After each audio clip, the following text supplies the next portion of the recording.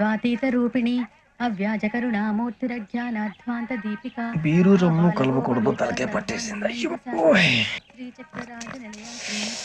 ఏంటే చదువుకుంటున్నావా? చదువుకో చదువుకో, దేనైనా వెనక్కి తీసుకురావాలం గానీ కాలం వెనక్కి తీసుకురావడం ఎవడి వల్ల కాదు. టైం విలువ గురించి నువ్వు మాట్లాడడం నువ్వు ఎలా పోతే నాకెందుకులే. ఏమ్మా నీ పూజ అయిందా? తలకే పట్టేసింది, కాస్త మజ్జిగుంటే ఇవే. మా నాయనే అందరూ పొద్దున్నే లేచి టీలు కాఫీలు అడుగుతుంటే నువ్వు మాత్రం మజ్జిగ అడుగుతున్నావురా. కాఫీలు టీలు తాగే స్టేజ్ వాడు ఎప్పుడో దాటిపోయాడు. రాత్రి తాగింది దిగాలంటే మజ్జిగే తాగాలి. నువ్వు తల దించుకోవడం ఎందుకురా? నీలాంటి యదవనగానందుకు నేనే దించుకోవాలి తల. రాత్రి సుబ్బారావు గారి ఇంటి మీద గొడవకెళ్ళేవంటగా. అలా చెప్పాడు మీకు? ఏ మళ్ళీ గొడవ కెడతావా? నీ దెబ్బకు భయపడి రాత్రి తలుపులు తీసి పడుకున్నారంట. తెల్లారగా టైంట్లో దొంగలు పడ్డారు. ఇంట్లో ఉందిలేండి, పట్టుకుపోవడానికి అక్కడ కూతురు తప్ప.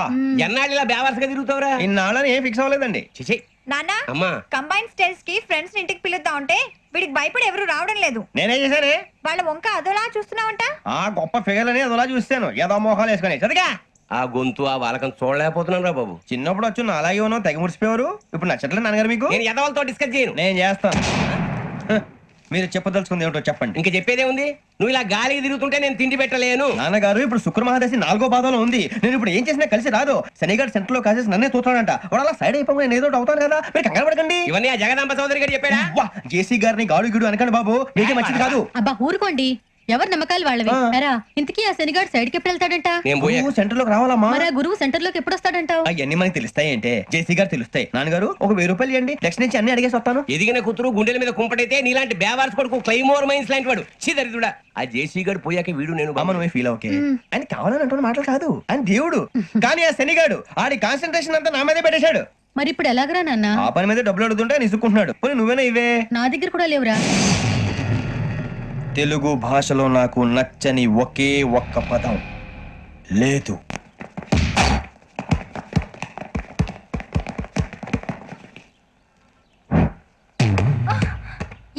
అరే సూరే, బాల్ తీసుకురారా. సారీ ఏదో బాలి బాస్కెట్ బాల్ మాలాంటి ఆడాలి. మీలాంటి మాసన కొడుకులు ఆడితే ఇలాగే ఉంటది. ఇలాగే ఇలాగే ఇలాగే ఉంటది. అమ్మాయిల ముందు ఫోర్స్ కొడతావా? ఆహా, అయితే నిన్ను కొడతా.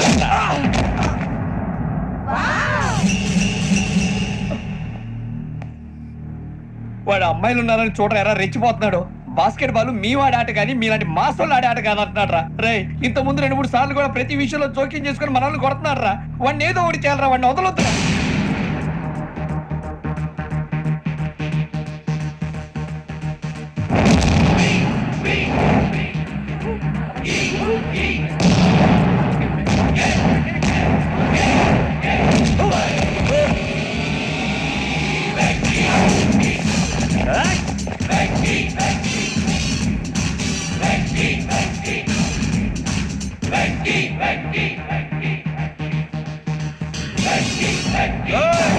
ఆడపిల్లలంటే ఎవరికైనా దెబ్బ తగిలితే అయ్యో అంటారు, మీకేమో ఎవరైనా కొడితే కామెడీ.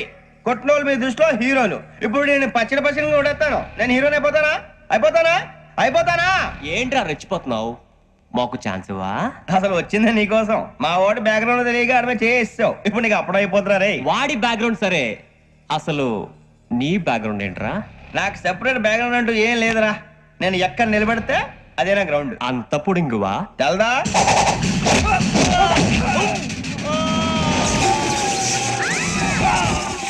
ఎవ్వా మన మామిడి కొట్టినప్పుడు వావ్ అన్నారు, ఇలాగే ఉంటుంది మరి.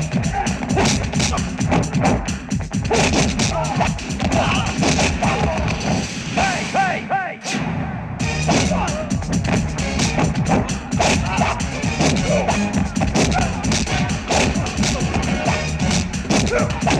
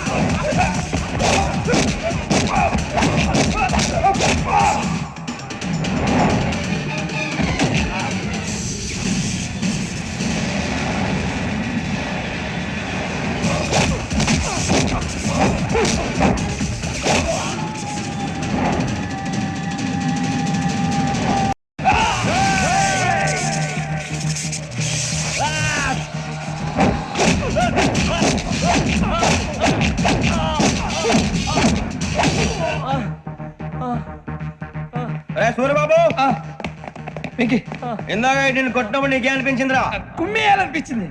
మరి కుమ్మే అమ్మో కుమ్ము రేయ్ నిన్ను అమ్మాయిని ముందు పట్టుకొని కొడతాను. అలా కొడితే ఏదో ఉందిరా ఆడికి అసలు ఎక్సర్సైజ్ బాడీ ఏదో అది తప్ప చెప్తాను కొడితే మడతడిపోవాలి మాస్తో పెట్టుకుంటే మడతడిపోద్ది